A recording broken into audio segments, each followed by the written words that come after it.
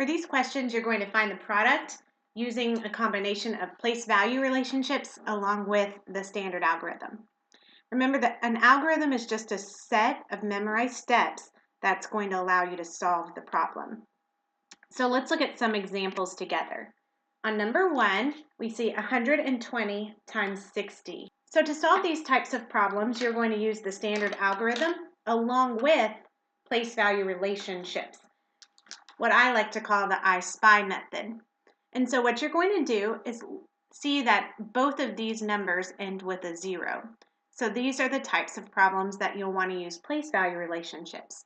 So I say I spy 12 times 6. So then you would multiply that together, ignoring the zeros, and then when you get your answer, you're going to add those two zeros back, those two place values back. But you also have to use the standard algorithm to multiply the part that's 12 times 6. So you're going to start in the ones place and multiply those numbers. 2 times 6 is 12. Carry the 1. And then 6 times 1 is 6, plus 1 is 72. So using both strategies, because you're going to be adding back those two zeros, you were able to solve the problem. So let's look at number 2. So we're going to do I spy 62 times 5. So all that we're left with are these placeholder zeros at the end. And now using the standard algorithm, we're going to find the product of 62 times 5. So 5 times 2 is 10. 6 times 5 is 30 plus 1. But we're not done yet because we also need to think about place-value relationships. We ignored these 3 places, so we need to add those 3 places back. And then add your commas, 1, 2, 3, comma. So let's look at number 3.